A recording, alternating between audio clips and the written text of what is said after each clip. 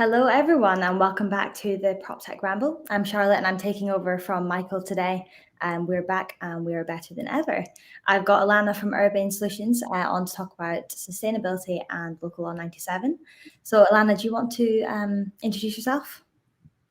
Sure, I'd love to. Thanks for having me, Charlotte. Really excited to be here and talk about Local Law 97. So I'm the founder of Urbane Solutions, and my background is at the intersection of real estate, innovation, and the law. Urbane is a real estate consulting firm that helps clients navigate the social, cultural, and environmental impacts of trends that are impacting their business. My personal background is in real estate law and real estate startup operations. And at Urbane, we build teams of diverse interdisciplinary professionals, including architects, engineers, designers, marketing professionals, to bring a well-rounded approach to some of these big questions facing the future of the built environment. Great. Yeah, sounds like a very useful company. So we're going to start with a kind of quick fire round, some few questions that we'll just go back and forth just to get comfortable and kick off. So first one, work from home or the office? Definitely the office, so long as my schedule is flexible. Co-working or your own office? Co-working. I love the energy of being around other people. Especially when they have free events as well. I love those. Right. Sleeping pods at work, yes or no? No, go home, take a nap in your bed. No need to sit around the office when we're exhausted anymore. We can take our work home with us. Yeah, that's the benefit of COVID, isn't it? Like hybrid working, and we know when to stop. So, favorite office that you've worked in? Definitely the 49th floor of One Bryant Park. That's the Bank of America Tower here in Midtown on 42nd Street and 6th Avenue. It's the first LEED Platinum skyscraper in the world. And with that comes not only incredible views, but amazing air quality. And it's just incredible to be able to work in that kind of environment. That sounds amazing. I've obviously never worked in that building, unfortunately, but I have been to Bryant Park, and I think it's such an underrated part of New York. I really love it. Yeah, it's a wonderful park and a great happening neighborhood. Yeah. Sitting down at a desk or standing up? I prefer sitting down for deep work. Face-to-face meetings or virtual? Face-to-face. I mean, I wish we were sitting together in London today and not on opposite ends of the screen here, but maybe another time. I was going to say maybe soon. Hopefully I'll be in New York, though. Wonderful. Yeah. When you're not working, how do you spend your time? I love to get out and be in nature. So one thing that surprised me about living in the concrete jungle is how much access we have to beaches, lakes, and mountains in the tri-state area across New Jersey, Connecticut, the Hudson Valley. It's just we have incredible access to nature. So that's where you'll find me hiking, swimming, biking. Very good. Yeah. And knowing what you know now, what advice would you give your younger self? It's totally cliche, but worry less about what other people think and do more of what's authentic to you. Yeah, nice one. Yeah, I don't think it's possible to not be cliche with that kind of question. So that's a good one. Sure. And what was your first job? Summer camp counselor, like a lot of people. Yeah, Camp America. Yeah, no. Yeah, no. And when and where are you most productive? Definitely in the mornings at the office. Yeah, I'm the exact same as that. Great. Cool. Okay, so moving on to kind of like what we are here to talk about, Local Law 97, and starting with kind of climate change. What is your general outlook on climate change? Yeah, so I guess climate change is both concerning, but I'm also really hopeful and excited that we've kicked off the energy transition, that we've kicked off commitments to improving our efficiency at the national level, at the corporate level, and hopefully soon at the individual level. Of course, 2020 was a really difficult year for climate-related disasters. It was one of the worst years on record with $95 billion in damages. New York is no stranger to climate-related disasters. We had Superstorm Sandy not too long ago that caused $20 billion in damages, really hit the building industry very hard. And so it's hard to, see news reports of wildfires and hurricanes and heat waves and not be extremely alarmed at the state of our planet. At the same time, I believe that we can't let that alarm paralyze us from taking action. I think we need to take an approach of agency, and one that allows us to go ahead and make the changes that are necessary to stem the effects of climate change, or at least to slow them. And so I'm excited about the opportunity to spur innovation and progress in all sectors of the economy, but especially the building industry. Yeah, well, I mean, with buildings sort of making up 67% of the kind of carbon emissions in New York, is hugely important that we do something, and we do something quickly. So I think that, that brings us nicely on to kind of Local Law 97. I think it'd be great to get a kind of overview from you on what Local Law 97 actually is and what it means for building owners as well. Yeah, and you mentioned that that in New York, the buildings industry represents about 67% of total emissions. That's much higher than the rest of the world, or the global average is about 40%. So it makes a lot of sense that when New York targeted a net zero carbon emissions by 2050, that the building industry was first on the agenda for how we were going to meet those targets. And Local Law 97 is the most talked about and potentially most celebrated piece of the Climate Mobilization Act. And I think that just to set the stage, the Climate Mobilization Act has a number of provisions in addition to Local Law 97 that are really interesting and important to understand in the context. So one, for example, is a green roofs mandate.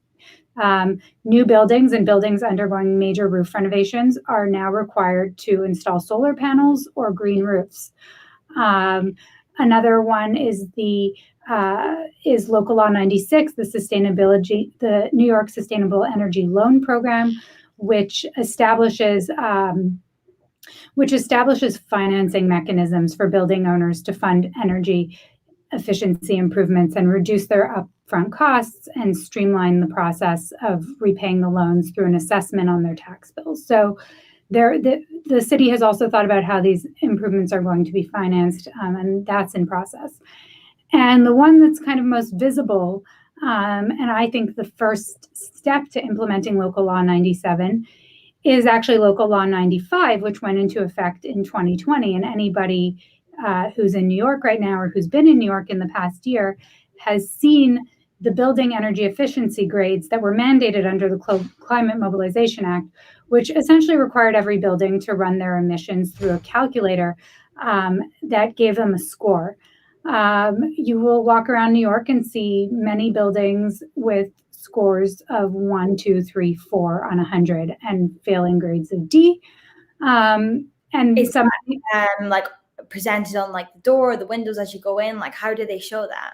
It's on the front door at the building entrance of every building. So if you're paying attention, and it's hard not to see it because it is prominently displayed everywhere, there is quite a bit of cause for concern. And also, frankly, I've been surprised at some of the older, more concrete buildings being actually much more energy efficient than the fancy glass towers that we've put up in the last 10 and 15 years.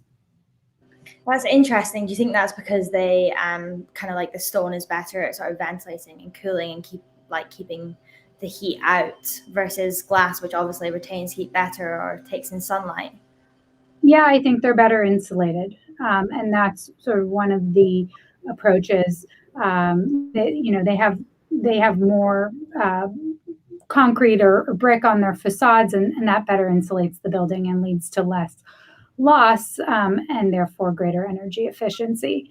And of course, all of this leads into Local Law 97, which is the cornerstone of the Climate Mobilization Act. And like I said, the one that's received the most attention. And Local Law 97 sets a cap on building emissions on all buildings in New York above 25,000 square feet. So there are a few exceptions to that: houses of worship, buildings with 35% or more affordable housing. But by and large, buildings that are considered medium and large are covered by this law. It covers about 60% of the floor area in New York, and a total of 50,000 buildings. So it's quite far-reaching, but it's not reaching a lot of small buildings at this time. And the way Local Law 97 is going to work is that as of 2024, each building is going to be assigned a cap on the level of greenhouse gas emissions that they're permitted to emit. That cap is going to be set by building use, not occupancy, but building use, and square footage.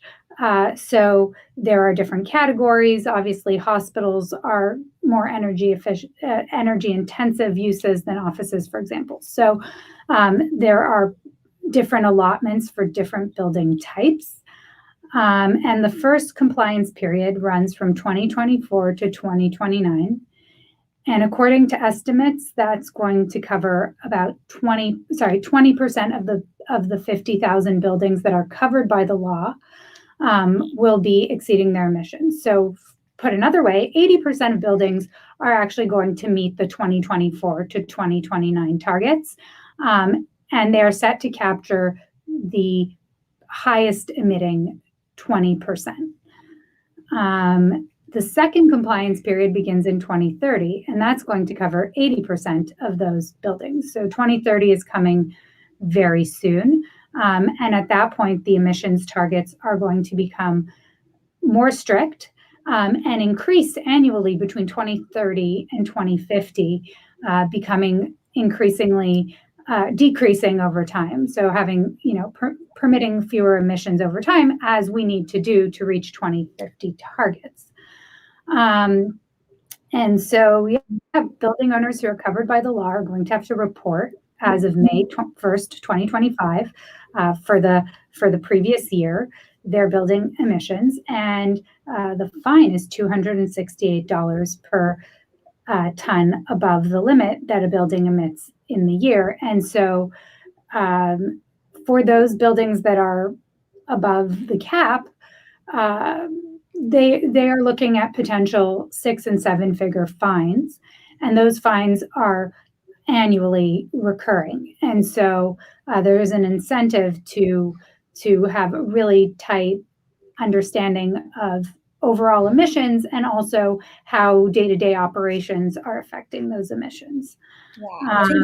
It's a mean feat, like trying to record all that information. We recently committed to the Net Zero Act metrics as well, and I've been spending a lot of time going through all the different scopes of emissions there are and which ones you need to record and capture, and it's certainly not easy. No, it's very complicated, and we'll talk about this a little bit later, but implementation is obviously having the law and the legislature pass this amazing groundbreaking legislation is exciting, but how it gets implemented is hugely complex and involves a lot of stakeholders, and that's definitely still being figured out. I guess then, so how is the sort of implementation of Local Law 97 impacted the way that you live and work as well? Yeah, well, it hasn't really entered my day-to-day just yet, but ultimately climate change is going to impact how we all live and work. And I'm really excited to be living in a city that's taking charge of this and that's creating an impetus to start accounting for our building emissions. And I think that the most the thing that has been most front and center, at least for me personally, has been building energy efficiency grades. So being able to walk around the city and really see how buildings are ranking relative to one another, how they're performing relative to one another.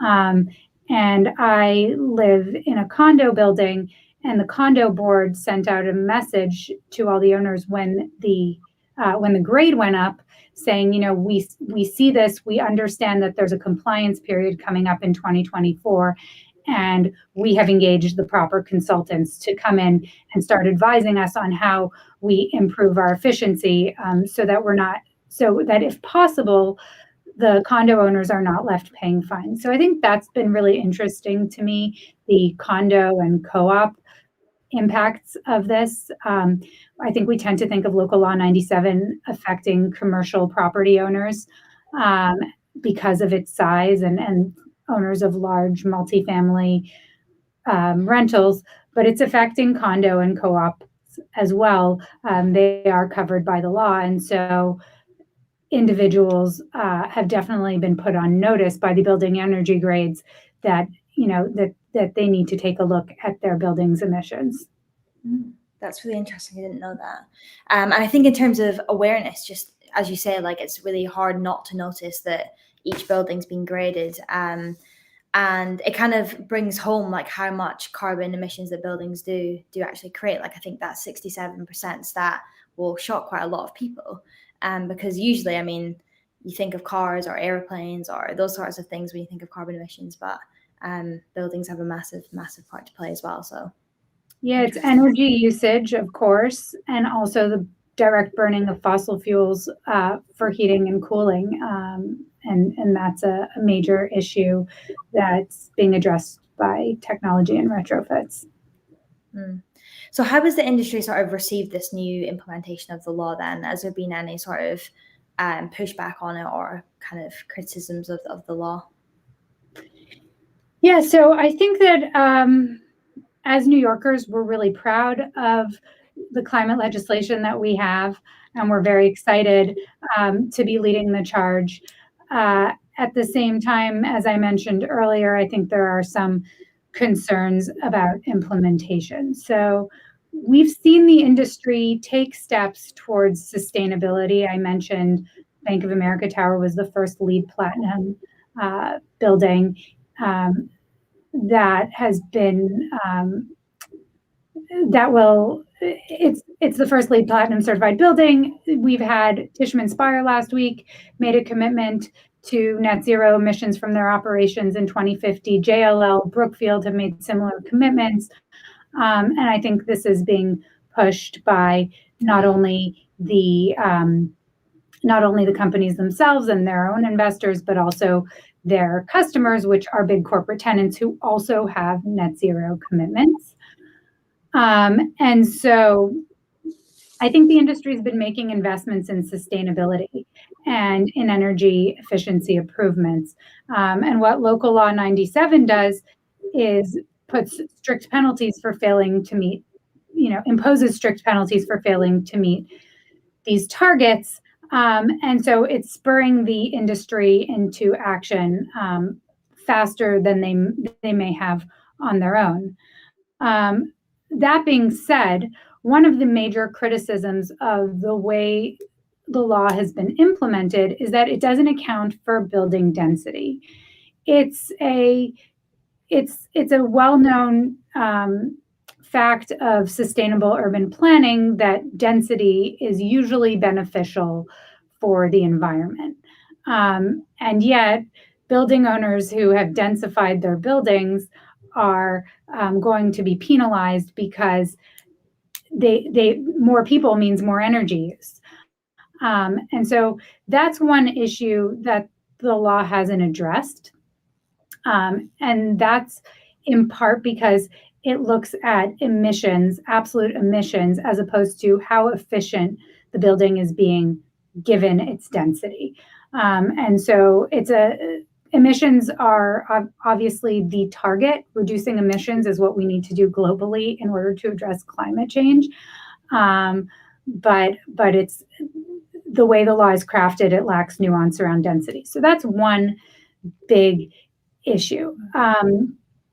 The other issue is a lack of opportunities to invest in renewable energy and carbon offsets when building compliance isn't feasible. So one of the issues with the law is that fines are being imposed on building owners who exceed the cap, but the funds that are being collected are going into New York's general fund. So they're not being invested back into building renewable energy sources for New York, or a proposal I saw and I really liked was funding energy efficiency improvements in affordable housing,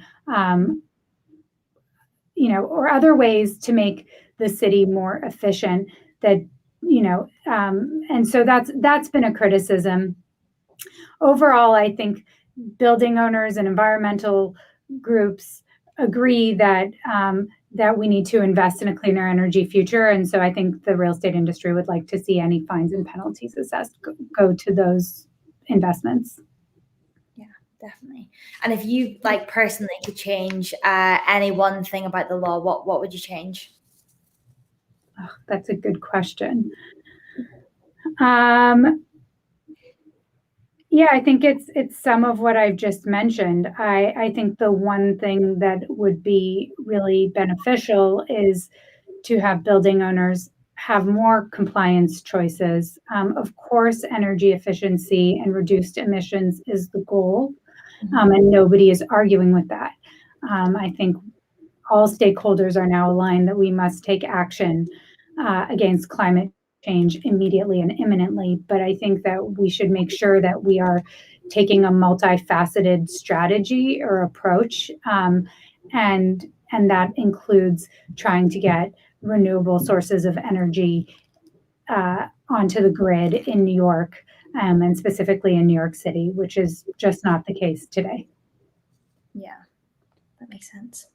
And on something I'm kind of more comfortable with, PropTech. So as a sort of founder of a real estate consultancy firm, how do you kind of take into consideration PropTech as a kind of advisory, in your advising of other kind of customers? How do you use PropTech? Yeah, so at Urbane, we build solutions around expertise and technology. We source interdisciplinary professionals and technology solutions to address the issues that our clients are facing. And we view climate change as a social, cultural, and environmental issue. It's both about making change in a positive direction and moving the transition to a cleaner energy future forward, while at the same time finding ways to communicate and engage all stakeholders, be it investors, occupiers, owners, in the process of moving towards a cleaner energy future. So when it comes to compliance with Local Law 97, I think we're looking at two major objectives for buildings.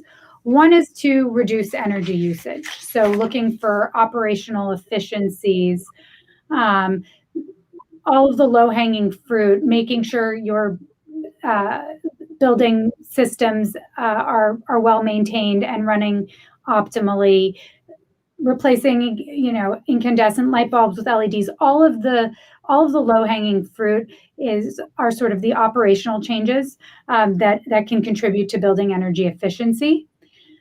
And then the more expensive and complex transitioning away from fossil fuel combustion for heating and cooling, which we mentioned earlier, and moving towards electrification.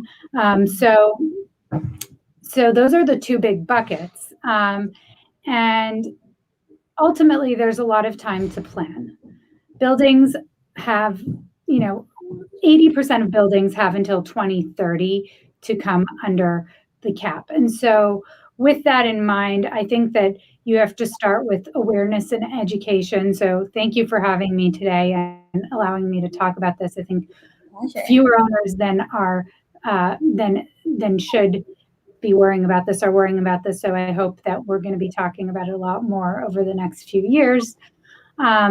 And yeah, after awareness and education is measurement. So you need the data from building operations. You need to understand your operating systems, your occupancy, how that correlates with weather and time.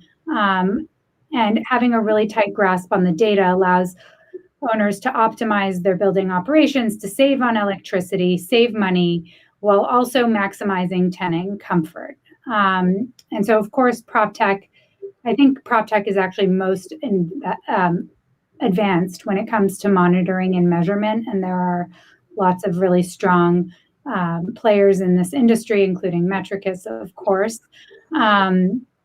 that allow owners to understand their building usage and occupancy patterns, which is sort of step one to looking for that low-hanging fruit, those operational changes that could be made to increase efficiency. As the famous management guru Peter Drucker has said, you can't manage what you can't measure. So I think that's really where we start is let's take a look at it, let's measure what's going on. And then in the words of a climate activist friend and founder of a company called Carbon Calories, what gets measured gets mitigated. So once we can see it the way we see it on the grades on the door, that spurs us to action. That says, okay, we understand that we are actually losing energy, losing money in the way that we're operating. Can we fix that? So I think that that's really step one, awareness, measurement, and then some of the bigger capital improvements over time, of course. It's a whole new meaning to data as the new oil, I guess. Yeah. And the bit you mentioned on density a bit earlier, do you think that the fact that it is not difficult but possibly could be seen as expensive to start monitoring occupancy across all of these buildings, is that the reason that maybe density was left out of the law? Have you got any sort of thoughts on why that was?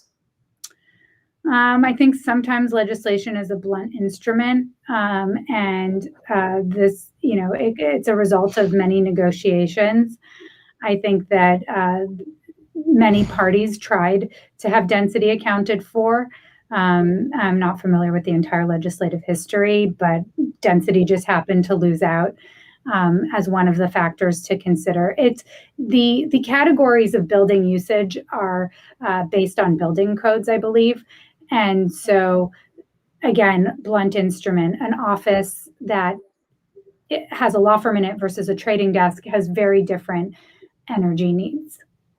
Yeah, definitely. And in the law itself or in other kind of legislation around it, is there anything that takes into consideration sort of like building wellness and for the people, the occupants inside the building, how I guess productive the space is for them versus the energy usage? Because there's quite a lot of controversy around like making buildings like kind of healthier. It means making them less sustainable, and we always try and argue that isn't always the case. So I'd be interested to hear your thoughts on that. Yeah, I don't have the statistics on this, but obviously running air purification systems and HVACs for cleaner air is energy intensive. That is not addressed in the law. The law was enacted in pre-COVID times. And this is one of the industry requests is, we need to take into account COVID in our timeline of compliance. Maybe 2024 is too soon as we try to account for the delays, both in implementation and guidance from the Department of Buildings, for example, but also in the way buildings have operated, to account for sort of the post-COVID world. I frankly don't see that happening. Climate change is coming at us, whether independent of the pandemic.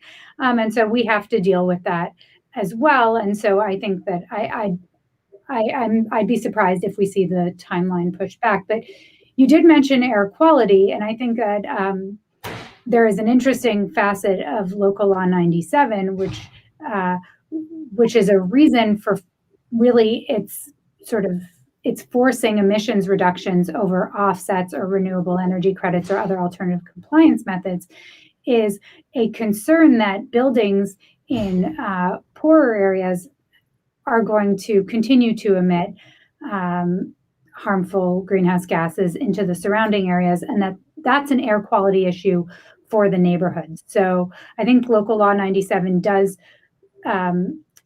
has a really great impact on exterior air quality, if not accounting for new interior air quality standards. Yeah, and I mean they influence each other, so they're both equally as important. Good point. Great. Well, yeah, I feel like I've learned loads. I hope everyone else has. And yeah, it's been an absolute pleasure speaking to you, Ilana.